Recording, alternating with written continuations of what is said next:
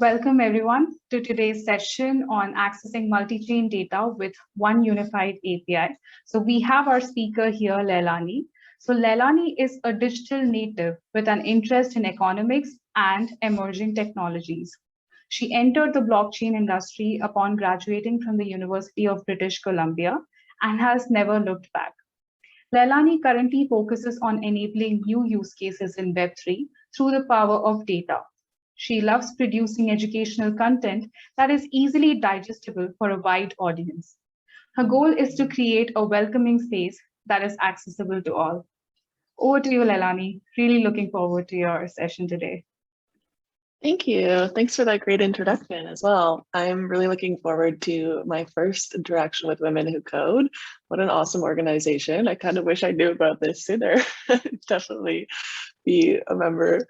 Yeah, I'll talk a little bit about accessing data in blockchain, but before I do that, just going over some of the trends and kind of what I mean, because I know we probably have people from all backgrounds and Web3 itself is a really new concept.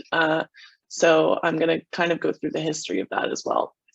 So if you can all see this, I'm just going to get going. So here's a bit of the agenda. So Web3 data trends and challenges. I currently am product marketing manager for Covalent, which is the company I work at. So I'm basically full-time in Web3, which I have been for about a year. And that means I'm basically on like a crazy roller coaster ride every day of like trying to make sense of NFTs and DAOs, and primarily how we can support developers to build applications in those areas.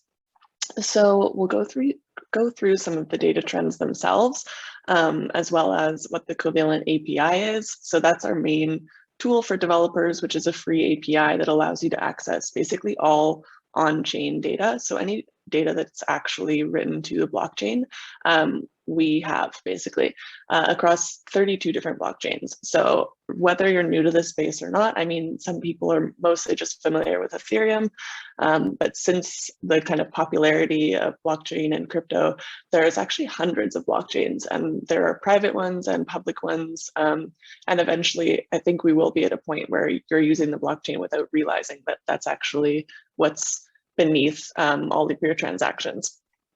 So how to access on-chain data, also why that's valuable to do. So building applications that support a user base that's kind of flooding into Web3 just because of the popularity of crypto, especially this past year. And I think the pandemic has had a lot to do with that. People have stayed at home and finding new ways to invest their money.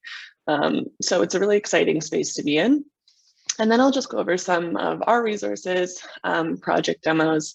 A big, I think, weakness in blockchain and Web3, and probably why some of you are here, is that it can be really hard to find solid education or onboarding. And everything moves so fast that by the time you develop curriculums, it's kind of out of date sometimes. So we try to do our best. That's a large part of my job as well, is just writing content, making videos, things like that. So I'll go over some of those, and then also at the end, I just threw in a little bit about career options in case anyone else is looking at maybe what full-time roles kind of exist and how you can pursue those.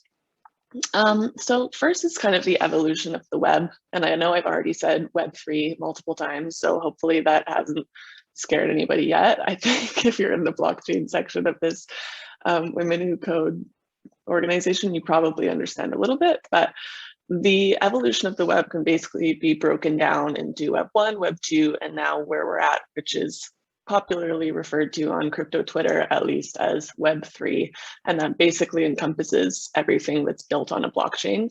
But to just kind of set the scene, so Web 1, you can think of as like first version of the internet. Primarily, you're just only writing to the internet, and that's like e-commerce, email. You can only, sorry, not only writing, only reading. You can only like go to a web page and see what's on it.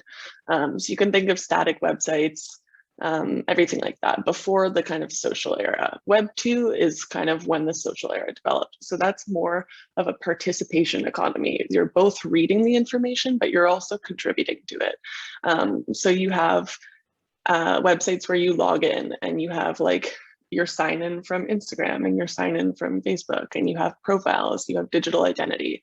And that allowed for a lot more interesting applications, which pretty much like own a large part of our world right now.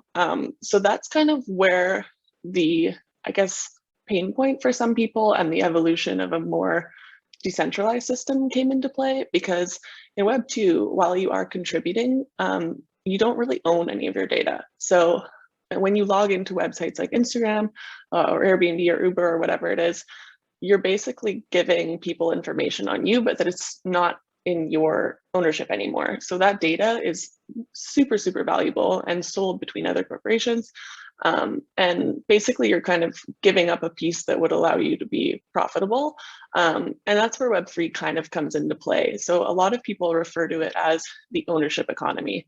It's internet, but ideally you log in with a wallet, and that's kind of what separates it. So as opposed to logging in with a username and password, connecting a wallet is something that allows you to actually store all of your data and take it around with you, so that you're not relying on centralized databases of another company. And how that is facilitated is through the use of blockchains. So blockchains are the underlying tech that basically it decentralizes data and it decentralizes systems so that there isn't a single point of failure. So Ethereum, for instance, is one of the most popular blockchains aside from Bitcoin, which is kind of the one everybody knows about, but it's less about smart contracts and development. So Ethereum is basically, it's spread across the world. There's people that validate through nodes and basically allow decentralized transactions to happen, and you don't have to trust the parties that you're interacting with. So this creates a really, really interesting ecosystem where you can be doing business with people from all corners of the earth that you would have never interacted with before, because everything is written in code. So this trustless component is really interesting and underpins a lot of new use cases that we've seen in decentralized finance and DAOs, for instance, which are decentralized organizations, and they're like communities with a group chat and a fund, basically. So yeah, here you can just see what I summarized: read, write, own. That's kind of the core difference if you really break it down, which is how I would describe it in simple terms. But regardless, crypto adoption is definitely on the upswing, especially in the past couple of years. We've seen really big brands as well get into this space and be more curious about how they can participate, how they can probably make money as well, and also launching NFT collections and leveraging some of these trends, which is pretty interesting to see, like big conglomerates that are kind of having a little bit more fun and like entering the metaverse, or at least trying to, whether or not that was successful. And we've also seen government initiatives. So governments with unstable currencies are looking to crypto and looking to stable coins and looking to like alternatives. One of the other benefits to doing this is that it can reduce corruption to have trustless currencies. And yeah, you can also have like proof of your identity on the blockchain and a lot of other concepts that are really interesting. So people are definitely exploring, but in terms of where we are with adoption, which is the big word that gets thrown around a lot, we're still really, really early. So basically, if you look at that other graph that I have on this slide, you can see some of the like major technologies and their adoption curves. So basically, there's a very steep hill to climb before you actually have mass adoption, which is like millions and millions and millions of users across the world. And where we're at now is that there is a dense ecosystem, but things are still really clunky. The user experience isn't that great. If you have interacted in DeFi before, or you've tried to make any sort of trends, you know that it's like not the same experience that you're gonna get as polished companies in Web 2. But that's great, because is it a little bit frustrating? Yeah, but it doesn't mean that there's a lot of opportunities. Totally. So it is a good place to be, because especially if you code and if you can develop things, you can be directly solving a lot of those problems that exist. So it's a good place to be for up-and-coming businesses and for developers. And I think just from where I'm at, from Covalent's standpoint, we pay a lot of attention to developers, and it seems that a lot more people are making the jump into this space and really curious about how they can do that and what sort of areas they can build in. So that's what our product is actually geared towards helping as well. So just to think about it, like a couple of years from now, and within 10, 15 years from now, we definitely see a lot more people on chain. So already there's millions of pieces of information on blockchains. If you look at analytic sites for decentralized exchanges, you can see there's actually like billions of US dollars locked into those protocols, which is pretty crazy to think about. And with all of that comes a lot of data, and it's written to blockchains, which means that there needs to be a verifiable method to extract it in order to like build anything meaningful and make use of what's happening. Dozens of multi-use blockchains. We're already past this. This slide's a little bit outdated, so it's really hundreds. And yeah, a lot more applications and potentially billions of users. So as I mentioned earlier, there's a point where you might not know that you're using blockchain at all. And in some cases that already does happen with supply chain management, or even banks that have their own private ones that just aren't publicized, but that's a secure way to store their data. The medical record problem is one that is suitable for blockchain technology because you need a secure way to store a vast amount of data. So even hospitals and things like that, there's a lot of use cases. But what that means is a problem that we're already really seeing, which is that data isn't interoperable. So because anybody can go and create a blockchain, and people do, and there's a million different use cases, and it's such a new technology, there aren't really standards to the way that data is written, and there definitely aren't to the way that it's extracted. So Ethereum is what's popularized a standard with like, basically it's called EVM, Ethereum Virtual Machine, and that's how they make sense of, it's a rule book for writing to their blockchain. So other chains that have developed since then have basically just copied that and created their whole ecosystem in the exact same way. So they're writing contracts the same way, and that makes it a little bit easier in terms of working as a developer and being able to like pull that. But if you think about blockchains like Solana, which you might have heard of, they're what's called non-EVM blockchains. So what that means is they have an entirely different architecture, a different rule book. So you can think about, one of the ways to think about it is if your data is groceries and you are familiar with like a certain chain of a grocery store, if you go into any of those stores in different locations, the layout is pretty much the same. So you know where to go to get things. Solana would be like a different little marketplace in a different country where you like have no idea where anything is. The food is there, but like you don't know where to go, and it takes a lot longer.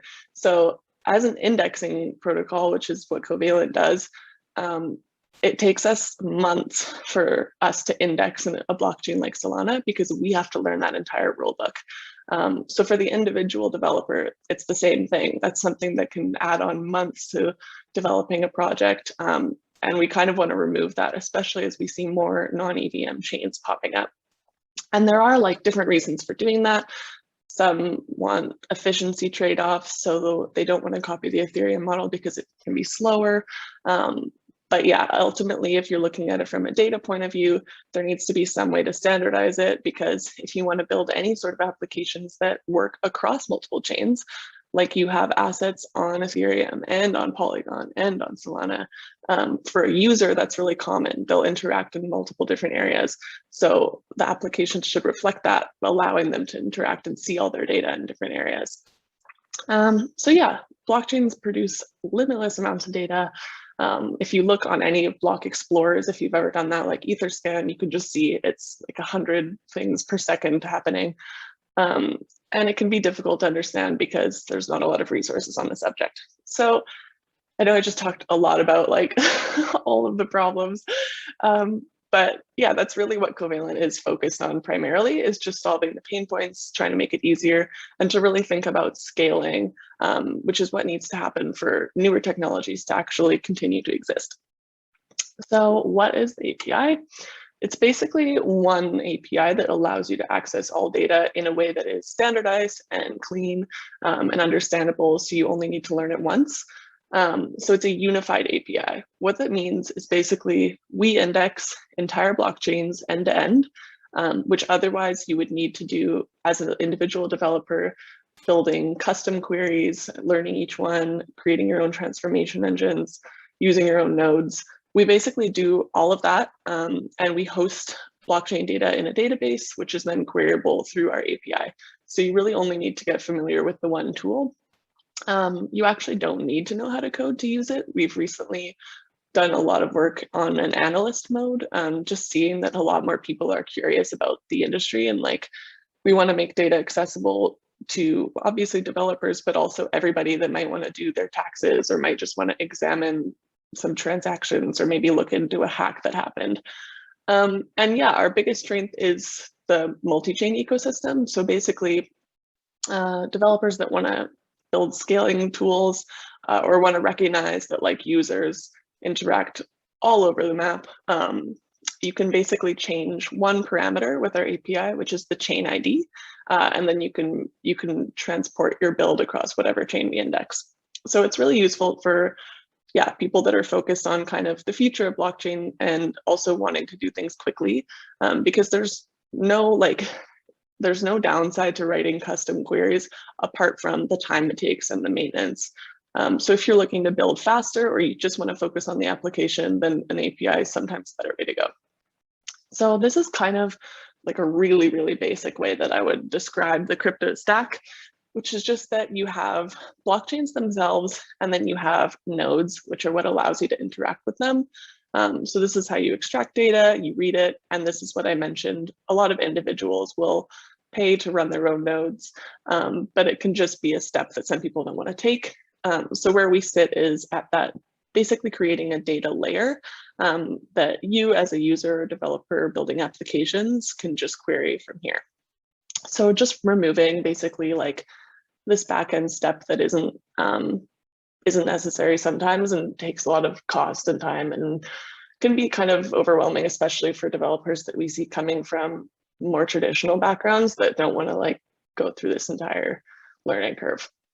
And basically what we see is that's the best way to empower a lot more users in the space. So rapidly building new applications, improving applications, being able to really focus on the experience in the front end is something that we need a lot in blockchain, because as I mentioned, or if you have experience like going from MetaMask and bridging something to a different chain, or just keeping track of your assets even can be really difficult.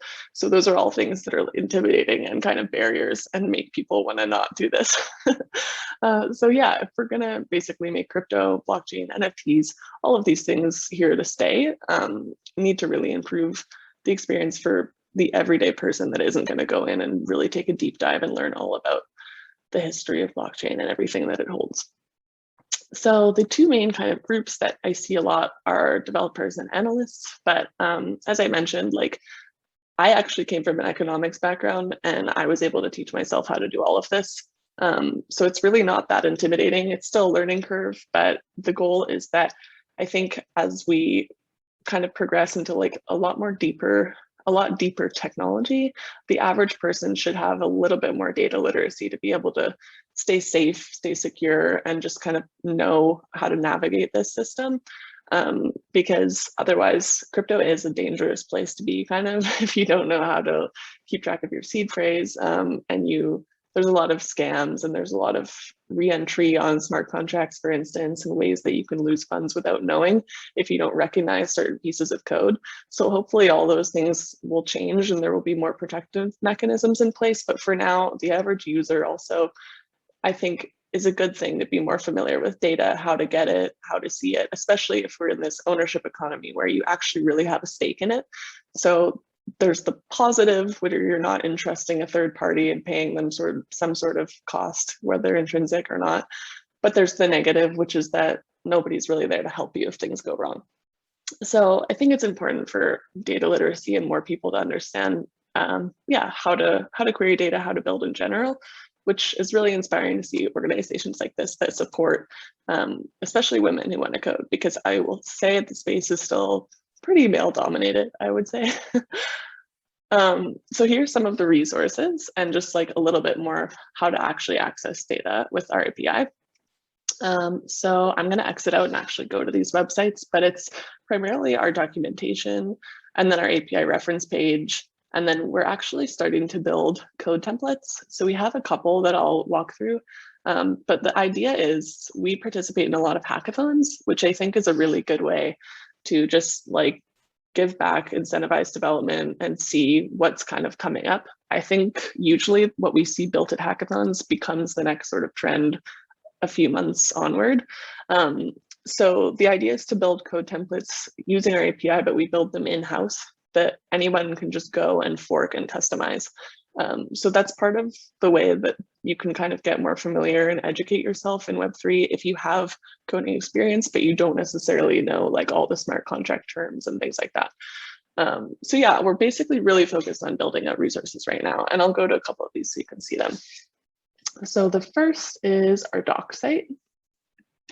It looks like this. This is basically where you find a lot of what I just talked about, which is an overview of Covalent, some of the protocols that use our data, and then you can also find developer resources here. So what I would highlight is supported networks. These are basically all of the different blockchains that we fully index.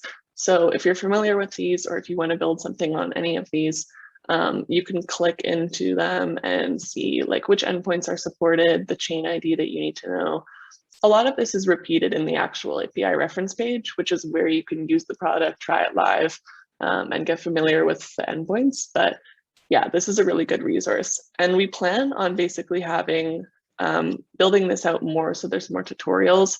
Right now, we kind of host some of those on our YouTube channel, but the goal is to really just like improve the onboarding experience. And if you have questions on that afterwards, I have some other resources that aren't ours that I can point out that were helpful to me. But yeah, the docs is kind of a good place to go for any information that you might need, and you can actually try the endpoints live in here too. The second resource is our API reference itself. So what we realized was, oops, that's the wrong link. Okay, it's docs slash, oh no, it's not, never mind. I'm silly, they look the same. But what we realized is a lot of documentation sites can be kind of overwhelming, and then you end up having multiple windows open if you're kind of trying to follow along. So with the last iteration of our documentation, what we did was basically make all of these endpoints, you can try them live. Oh, I'm not signed in, sorry.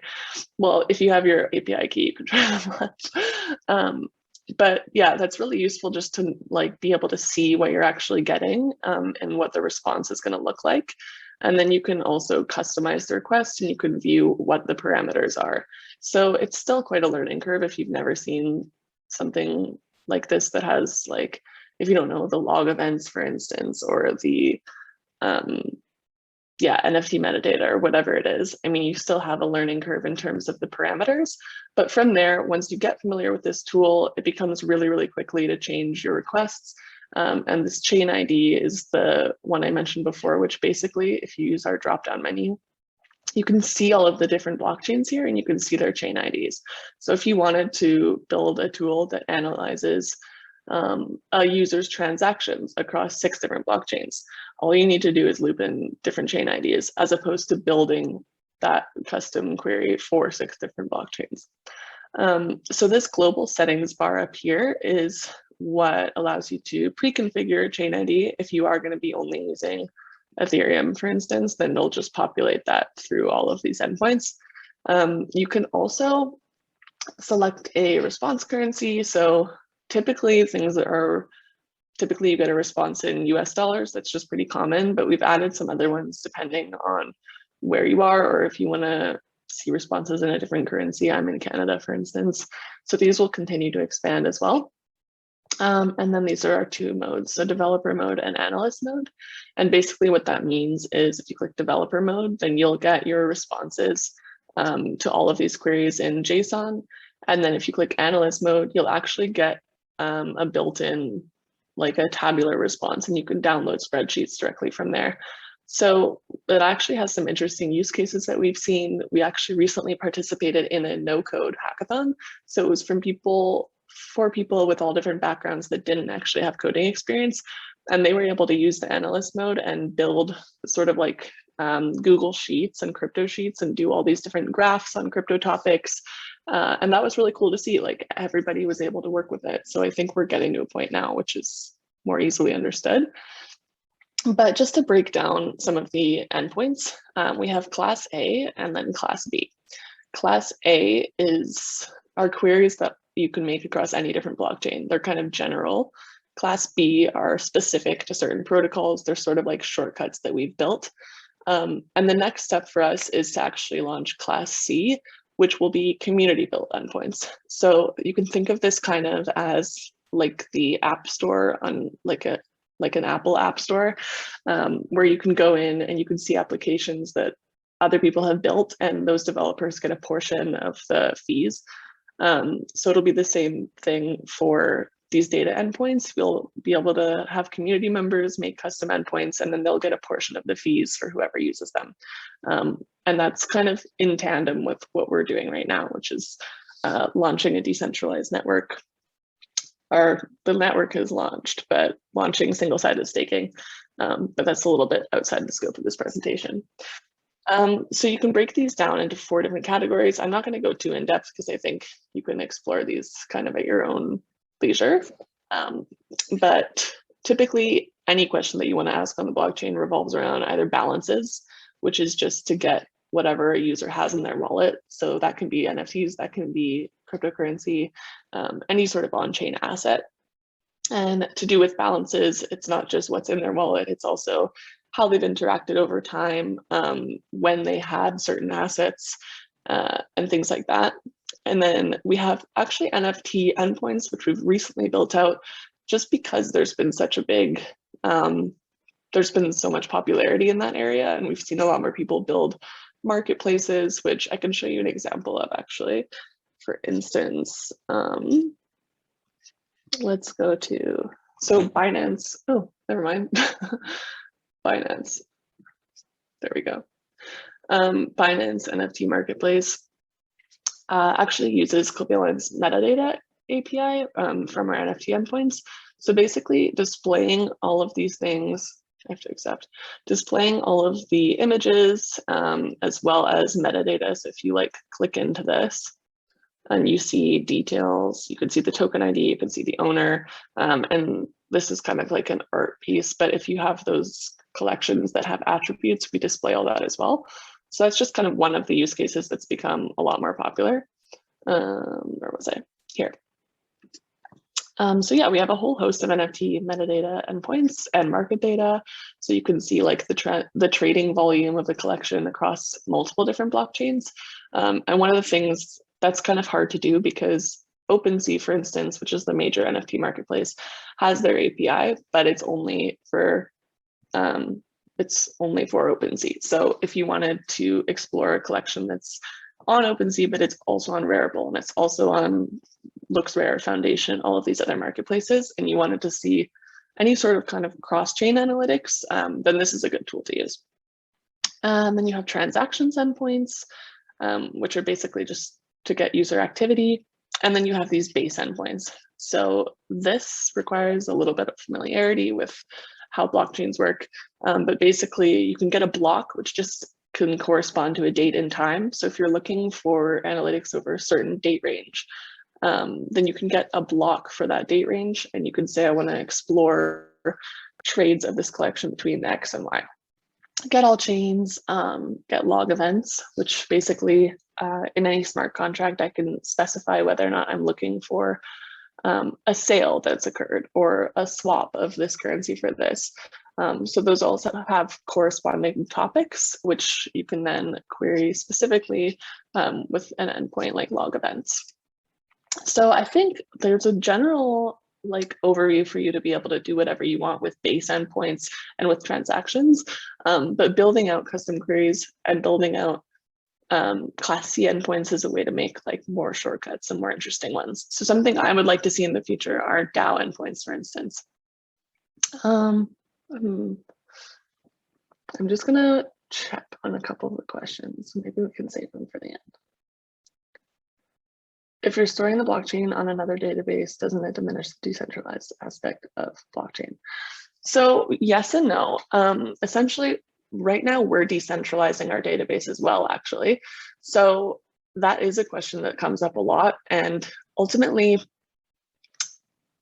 most applications that are decentralized still aren't really decentralized. So there's kind of it's a complicated subject. And basically even our biggest competitor, for instance, which is probably the graph, which is you build subgraphs, which are custom queries to extract data from blockchains. They're more decentralized than us, but if you look at the architecture, there's always like these kind of gotchas that exist. So what we're doing right now is launching our single-sided staking. So we have validators actually running our database right now, and that's going to continue to expand. And then eventually what we'll do is work towards a place where querying and answering those queries is decentralized as well. And that's all in the plan for this year. So there are limitations to storing data in a database from a decentralized system, but that's kind of the problem that we're trying to address right now. But as of yet, like, it really just depends on the architecture and the team as well. Sometimes a decentralized team or a decentralized tech has a very centralized team, and that can also be a risk. And sometimes it's the opposite. So it's a little bit more of a deep subject, but ultimately we want to match the ecosystem itself and be able to like be fully decentralized, so there's no single point of failure for any of this as well. What's the difference between covalent API versus a bridge like HA?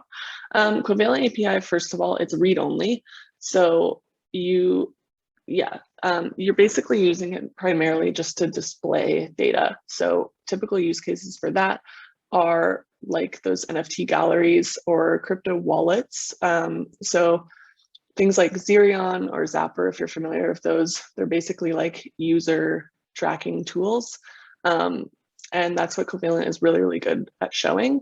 And I would say our most popular endpoint is our balances endpoint. So to get balances for a certain address, and you can use that for a variety of use cases. It's not just wallets, it's also like marketplaces, it's also decentralized finance analytics.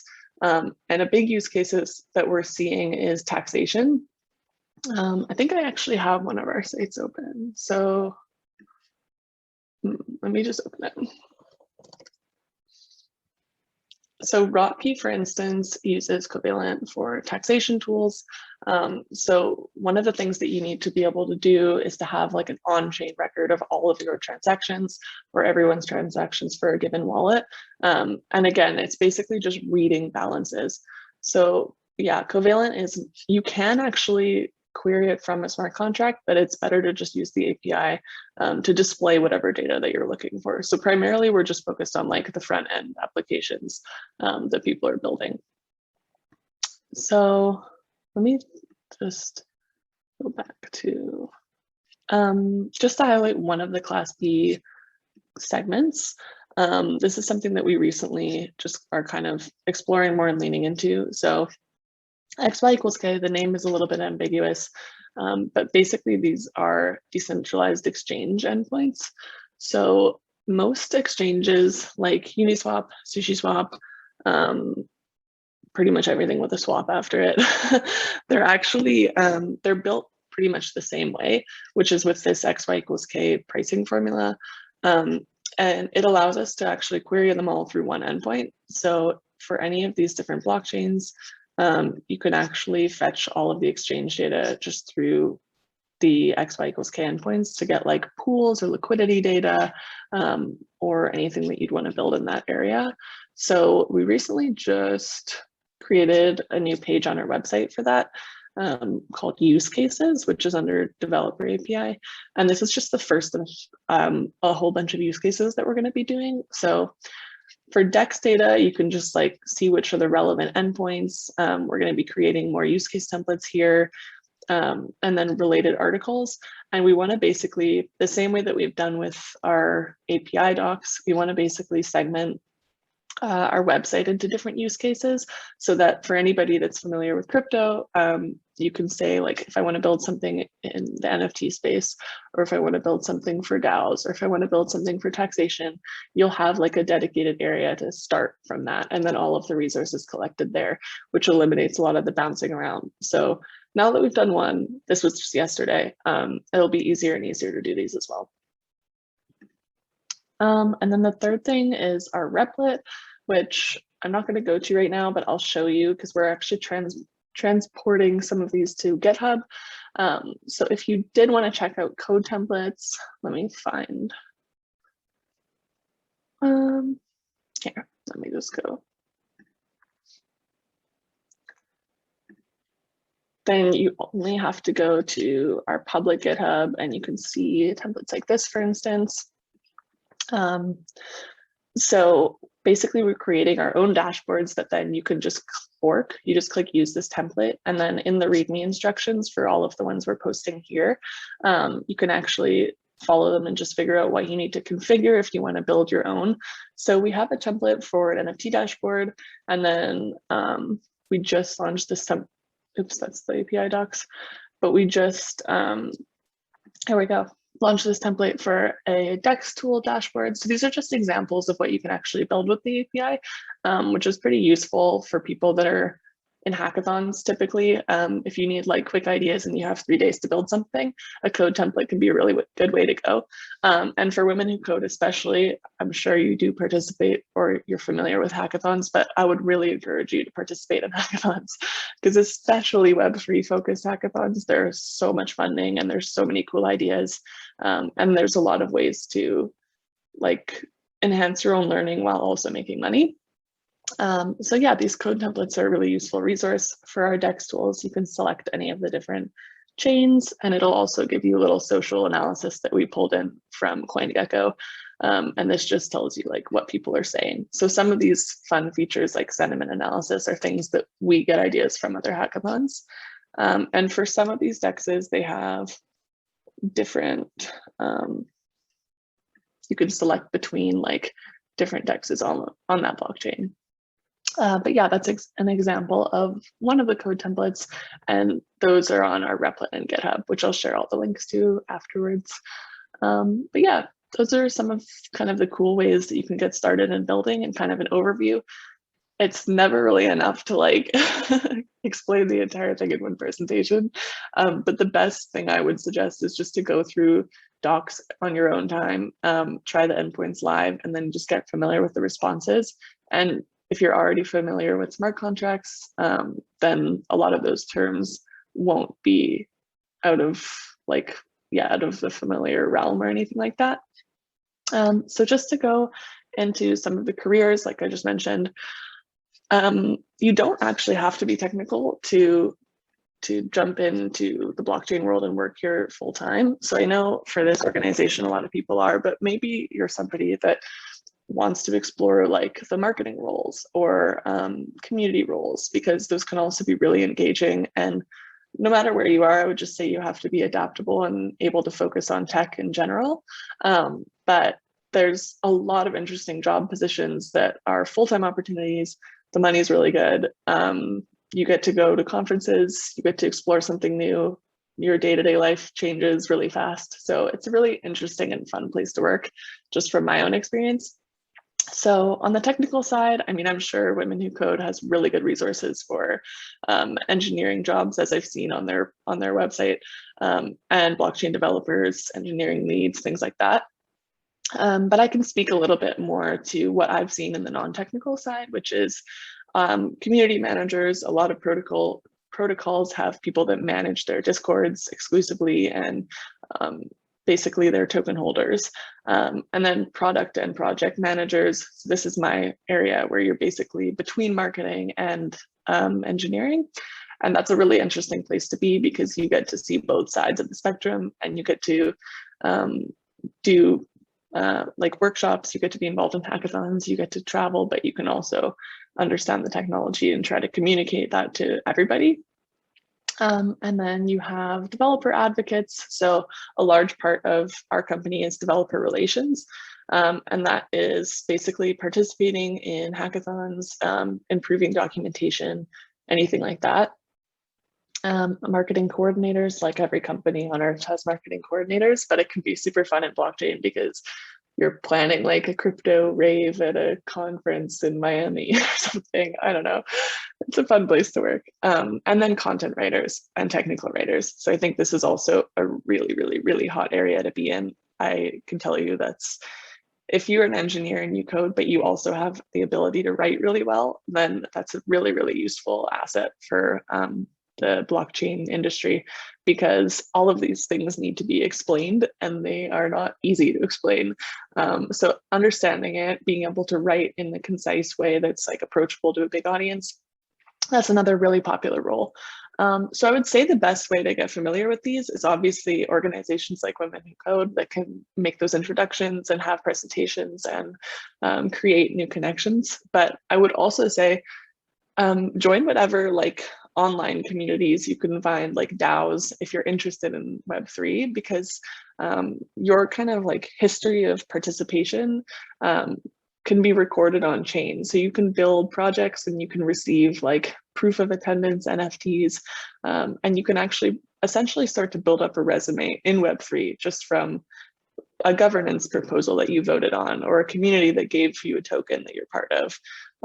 So I would say if you're looking to have a bigger presence in this space, or maybe to work full time, just do as much as you can on chain and participate. And it's really cool because at some point I think your boss might be able to just like query your wallet and like go to your Etherscan profile and see what kind of things you've actually done. So that's one of the benefits of this industry, which is super cool. Nobody can stop you from participating. You can show your qualifications in like a really cool verified way. And yeah, these opportunities are really highly sought after right now, and there's a lot of opportunity. So I'm definitely more than happy to direct you to anyone I know if you ever see an opportunity for that afterwards. I love organizations like this that bring people together. So feel free to reach out to me if you want to, if I can ever help with anything, or to Covalent. So we primarily focus on hiring engineers right now because we did a big marketing push last year, but we are going to be hiring more in the summer. So if you, I don't see where everybody's from. I know they're from around the world. We're mostly based in Vancouver, Canada, but we also have people in India, Singapore, Australia. So yeah, the job opportunities are there. And if it's not with us, it can be with any other company as well. So that's kind of my last little spiel on careers. I think that's kind of a good overview of everything. And then if you have more specific questions, if you run into issues building, I can link you to our Covalent Discord, and you can contact like all of our developer support in there if you have like questions on your specific API calls or anything like that. But yeah, if you have any questions for me, I'm happy to answer those. Thank you so much for coming out and having an interest in this. Thanks. Thank you so much, Leilani. I think this session was really informative, and also love the career path, because a lot of our members are actually finding jobs as well in the blockchain domain. So I think it was really useful. And thank you for your time, Leilani. And thanks to all the attendees for joining today's session. So you can find Leilani in our Slack channel.